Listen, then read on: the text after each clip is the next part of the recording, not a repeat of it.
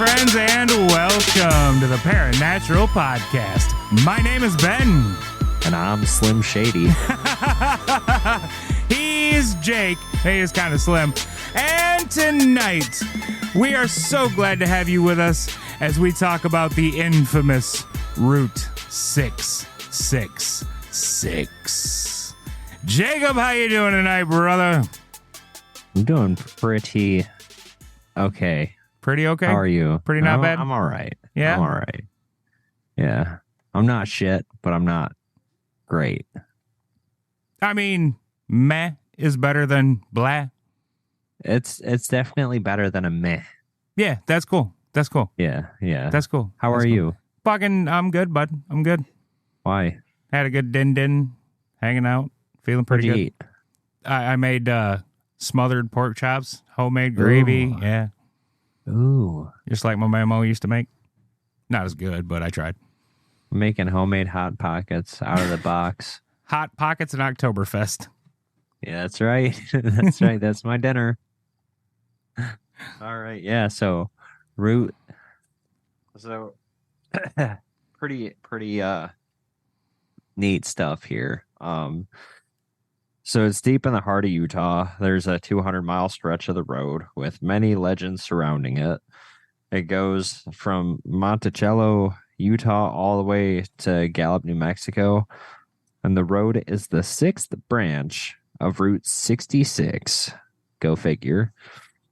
It is now known as Route 491. The name was changed in 2003, but before that, it was called Route 666. The Road of the Beast. Could I fathom a guess as to why they changed it? Please do. How many motherfuckers stole that sign? That's the biggest reason. They're like, oh, it's supernatural. People are superstitious of the number. No, everyone's stealing the signs. There are probably like dozens of those hanging up on somebody's fucking wall. Oh, there's people stealing the formerly Route 666 signs. Oh, I'm sure. Yeah. Because dick's gonna dick. There's a lot of shit surrounding it. Well, alrighty then. So, and yeah, so with some of the stories surrounding it, the name is rather fitting.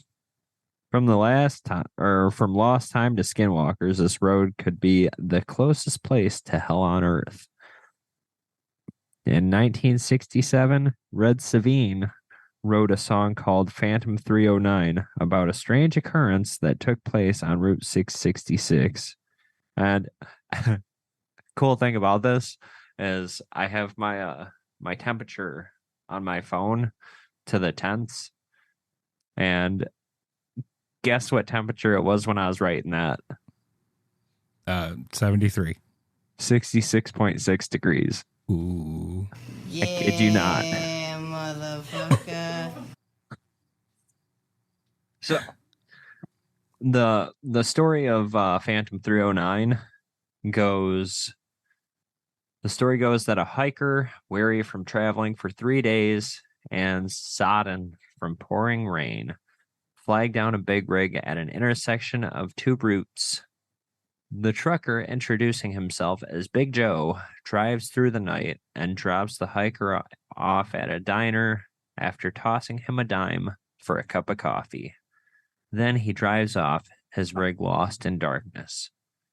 The hitchhiker sits down at the counter, wraps his hands around the steaming cup of coffee, and tells the waitress of Big Joe's generosity. The diner falls silent. She lowers her voice, leans in, and tells him, Big Joe was a true truck driving hero, a man named John William Pete Trudell, who sacrificed himself to save a school bus full of children 10 years earlier.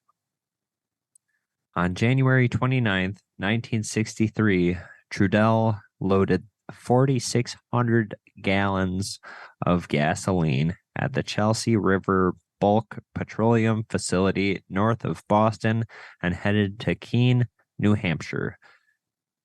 As he neared the bridge at this treacherous intersection of routes 1 and 129, the road dipped and created a blind spot. At the precise moment on that fateful day, a car was parked at the road, a father meeting the school bus to pick up his children.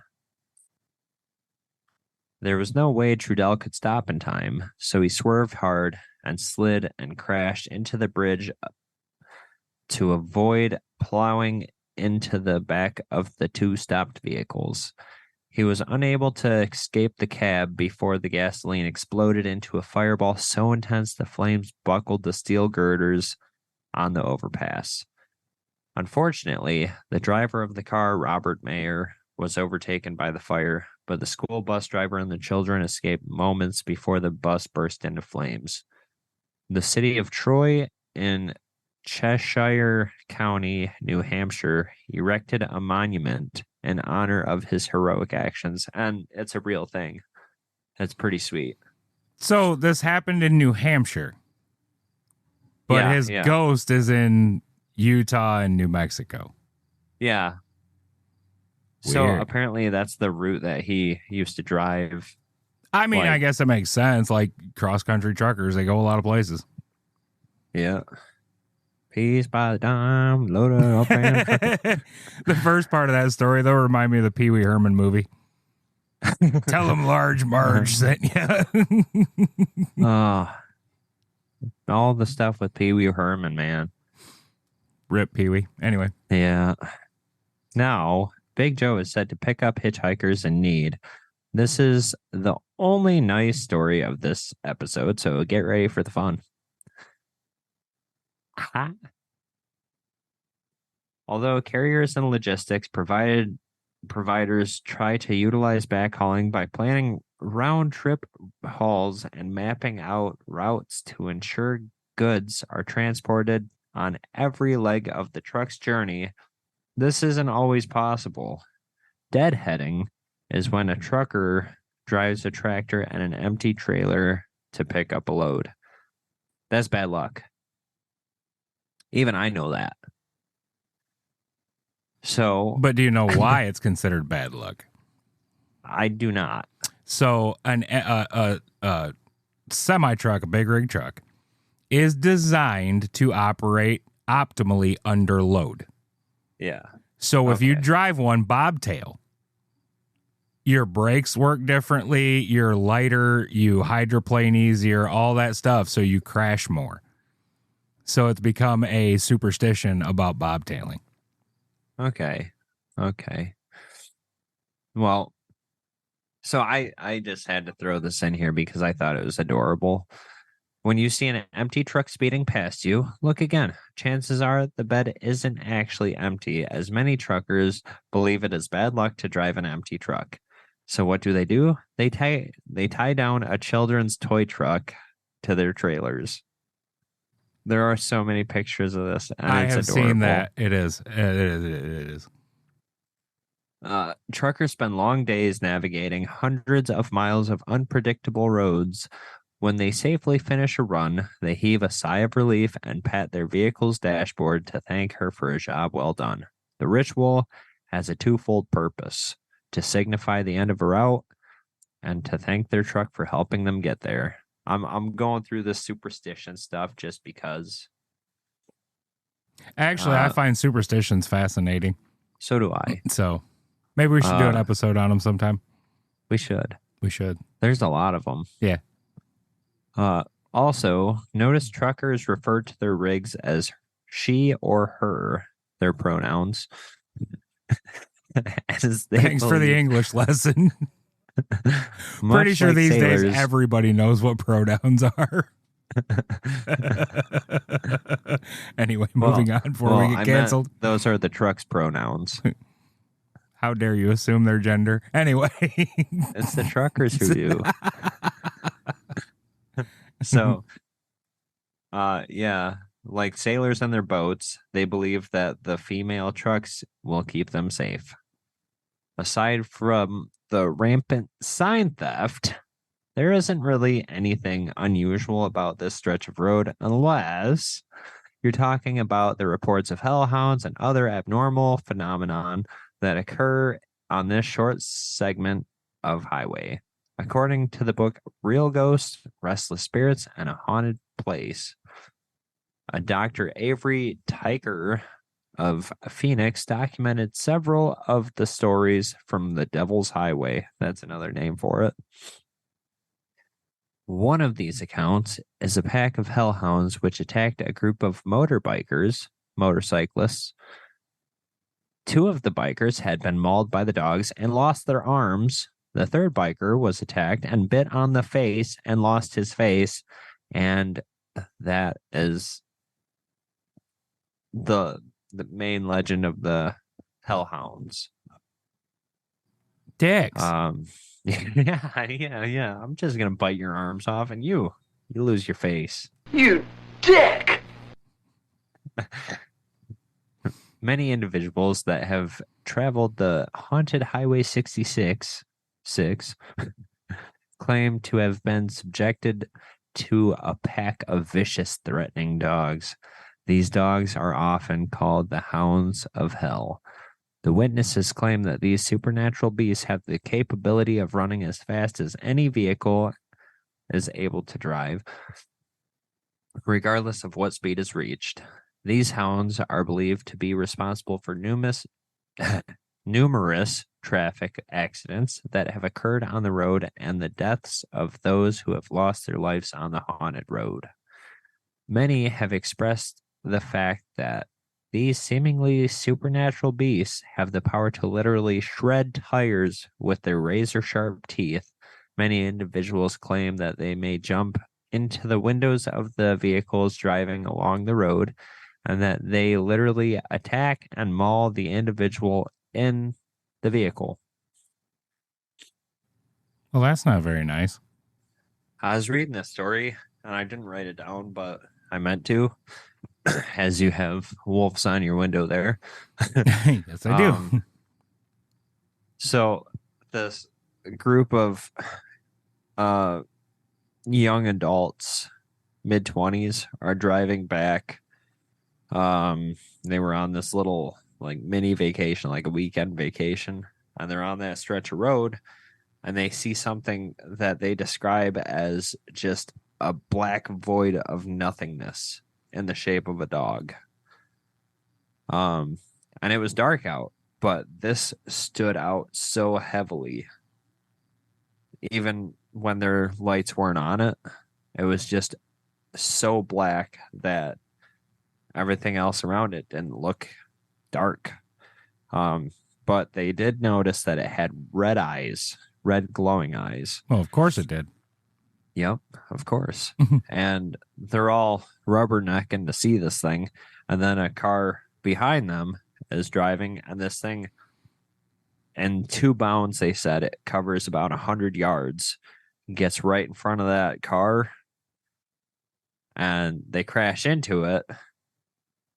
And the heroes of the story kept driving. I mean, yeah. I wouldn't stop. Finally, someone with some sense, Yeah, right? no shit. Fucking, you hit a black void dog. Just keep going. Just if your car's still running, just keep fucking going. That's what I'm saying. Like, how can something be so dark that it makes darkness seem light? I mean, that is a thing. Maybe in space. No, even if you wear all black clothing and walk around outside at night, you're more visible than if you were to wear like dark green or dark blue clothing. That's because I'm pretty and I glow. Because there's no, like, the night is not actually black. Yeah, I guess so. But they said it like it just looked like a void of nothing. Well, that's what they say about shadow people too. They are kind of a void of nothing. And other black dog things, which is another episode I want to do sometime. Okay, I was going to ask you about that. Yeah. Not on the podcast, though, but I'm glad you're doing it. So, that's it for the Hounds from Hell. The Hounds from Hell. Yeah. Yeah. Yeah. James Hetfield. Yeah. Yeah. Macho Man. There are many. What? What? What? Yeah. Anyway. Go ahead. Yeah. Oh, yeah. Hush, little baby. With all my Macho Man stuff, I don't have an oh, yeah. What the fuck? You really need to. I know, right? Anyway, Give me an oh, yeah, brother. that's Hulk Hogan. Oh, I guess. Okay. There are many legends that are part of the Native American culture. One such legend is that the Indians, Native Americans, First Nations people is about a group of people that have the ability to transition into various types of animals. These people are typically referred to as Jim. not Jim. Oh. Skinwalkers. Oh, right. Jeez. This act is often referred to those that study anthropology as shapeshifting.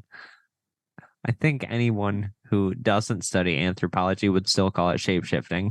Yeah, that would be the term for it. Not sure Normally. there's another one. Yeah. Transitioning is a different ballpark. That's got a whole different context these days. We're so getting canceled. Anyway. It is believed that medicine men were skinwalkers. Many claim that the spirits of these skinwalkers exist today. It wouldn't be the spirits of the skinwalkers, you gonad. I'm calling bullshit. The medicine men were not the skinwalkers. No, they were the ones who assisted in ridding. Correct. Yeah. Fucking bastards. Anyway, we'll get into that on another episode too. I hope. We will. That's one of the big ones that we haven't covered yet. Mm-hmm. Yeah. Damn, my teeth look white on this. Okay. Hello there, friends, and welcome to the ADHD podcast. I'm your host. Ooh, a pretty bird. Ooh, shiny. It is believed that blah, blah, blah. Many claim that blah, blah, blah, blah. It is believed that they are able to immediately transform into an assortment of animals, usually dogs, along the highway and will appear suddenly in front of oncoming traffic. As a result, the vehicle would instantaneously become involved in a potentially fatal accident. I mean, I would probably crash if that happened, whether it be into a skinwalker or... This is mostly desert, ain't it? Yes. What are you crashing into, you gonads? Real big cactus. Yeah. Ouch. Sand dune. Many stories that circulate that pertain to the skinwalkers that are said to be along U.S. Route 491 occurred to travelers in an effort to warn them not to continue down the road that they cherish as their own. Many sightings may appear. If a traveler fails to heed these warnings, it is believed that an evil spiritual shaman will appear in the seat of the vehicle, especially the back seat. The purpose of this evil spirit is to obtain the soul of the driver. It is believed that the shaman's magic will result in an accident or other type of situation that takes the life of the driver so that they may immediately gain the person's soul as they transition. There's that word again. From the physical world to the spiritual world. I mean, I'd probably crash in that circumstance too. You're just driving around all by yourself and all of a sudden somebody's in your back fucking seat. Wonder if he buckles in. So yeah, he better, because we're going off road. Yeah. All right. So I was thinking there was going to be a lot of stories about skinwalkers on that stretch of road, but I couldn't find shit. That's because everybody that sees him dies. Yep. Can't tell a story if you're dead. Oh. Well. Oh. Well. Is that right? Well. Oh, well, we're going to disprove that on this podcast, just not on this episode. Well. Okay. Many individuals that have started down the ominous path identified as either Highway 666 or U.S. Route 491 have seemingly disappeared without a trace. In some cases, a vehicle or another part of a person's property have been located, but in other cases, there is no trace of any evidence that indicates that the individual has ever been on the road or alive. Many that have disappeared for extremely long periods of time have reappeared with no explanation several hours or several days later. These individuals, this is kind of a Travis Walton thing now. Blah, blah, blah. These individuals typically have no concept of time and have not felt as if they have been away for long at all. In many instances, they have no recollection of the events that have previously transpired. Then there are many who have traveled down the ominous highway and have discovered that they took longer than expected based on their accounts of others and are unable to explain the loss of time. These unexplained phenomenon have happened several times over history. That shit's Throughout called history. drugs, my dude. I love drugs. I take them every day. Not those kind. Oh, The I fun love kind. drugs. I take them whenever I have a chance. The fun kind. Peyote over there. Yeah. So you're out in the desert where that grows wild and you do a little bit. And guess what? Time, it just gets a little funny. Time does not become a straight linear line. Correct. One of the most widespread theories surrounding the unexplained phenomenon of Highway 666 is the story that covers experiences that involve an ominous black sedan that appears to charge individuals driving on this long stretch of road. Many individuals that have traveled this road have stated that as doing so, they began to experience an intense degree of fear as the sun sets on this lonely horizon within their view. Once darkness falls on this desolate road, the witnesses claim to see headlights coming up behind them. Despite the fact that they reach high speeds, the car seems to gain on them very quickly. Many pull over in order to get out of the way of this dangerously close vehicle. Many witness the vehicle speeding fastly past them. Past. Others look up to the view, the vehicle, I typoed, and discover that there are no vehicles at all. Is this a hallucination induced by the desert, or does Satan truly intimidate drivers on this mysterious black sedan? Satan drives a sedan. Somehow that checks out. What was the other haunted vehicle? Isn't Knight Rider supposed to be haunted? Yeah, maybe. I could have sworn I read that somewhere. There's a bunch of them.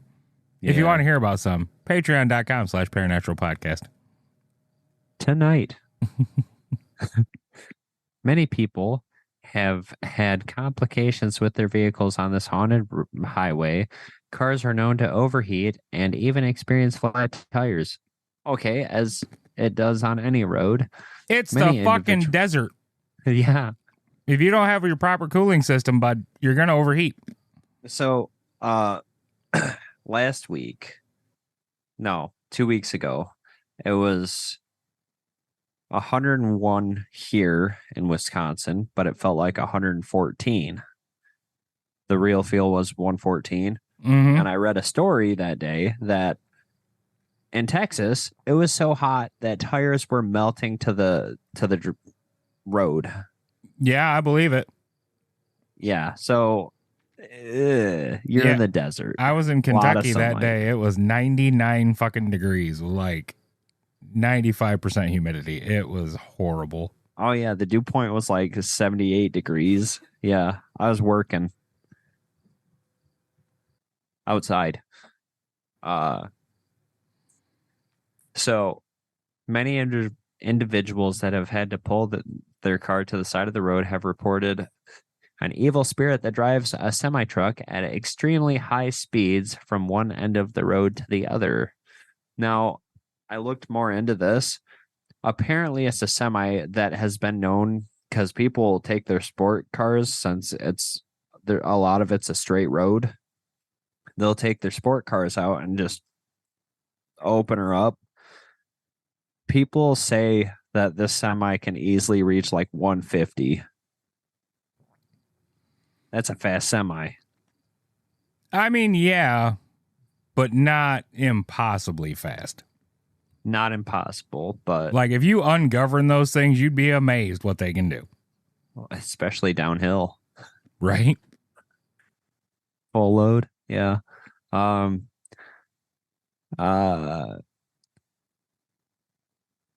Many claim that they have been hit by this truck and or have come close to getting hit by this truck. They express the fact that the truck seems to intentionally aim for them. Isn't there there's a movie on that. I feel like that's in a Joyride. few movies. Joyride for sure. Maximum Overdrive. Yeah. They express the fact that the truck seems to intentionally aim for them. It is believed that the spirit that controls the semi-truck is angry, pissed, and despises anything that contains life. Sure. I'd be pissed too. I don't know why, but I would be. So, here's a little bit of history of the Highway 666. This highway has been hailed as one of the most haunted places in America. It is located in the region that is identified as the Four Corners. Many know the Four Corners as the states of Utah, Colorado, Arizona, and New Mexico. Not the entire states, only certain geographical locations of each state. In the year 2003, the U.S. renamed the ominous highway to U.S. Route 491. Christians believe that the number that is reflected in 3 6s represent to what they refer to as the number of the beast. When this highway was under its assumed evil number identifier, many referred to it as the Devil's Highway. Based on statistics, there were an unusual high number of accidents and fatalities on this road when it was named 666. So many gained the belief that anybody who traveled this road would immediately be cursed. Throughout history of the highway, each and every single accident and death was reflected as a situation that occurs because of the evil that was rumored to reside on and around this stretch of road. When the United States renamed the road to U.S. Route 491, the statistics associated with the accidents and deaths was drastically reduced. Many say this is because of the fact that individuals no longer experience the psychological fear that something will happen to them while driving down highway numbered 666. There are some, though, that claim the number 491 fails to lure the same evil spirits that are said to lurk along this highway in the same manner as the number 666 does. Many consider this explanation this unexplained phenomenon quite perplexing. There are many hauntings that are said to occur on Highway 666. The number 666 is often referred to as the mark of the beast by those who have read the Bible and or believe in the words that are contained in the Bible.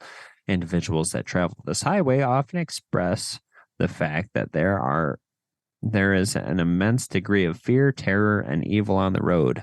Many people believe that the number 666 induces so much evil that it is evident on the road that represents the number. Then there are others who believe the highway was constructed over a burial ground that Indians used when they resided in the area. Many will avoid taking the highway at all costs. This is especially true if there is a full moon and it is dark outside. If you are interested in haunted highways, the unexplained phenomenon on Highway 666 is one location that will succeed at capturing your interest. Any that have an appreciation for haunted places to go and the unexplained phenomenon of the paranormal world will enjoy investigating this haunted highway. Hell yeah. Hell yeah. Well, I know we got to take a road trip. Well, I know Dildo Baggins has been on the road.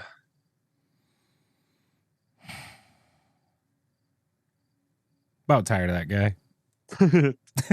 I've been tired of him since like 2012. He goes everywhere cool, and he's just such a douche nozzle. Yeah. Next, he's going to buy Route 666 and demolish it because he's an asshole like that.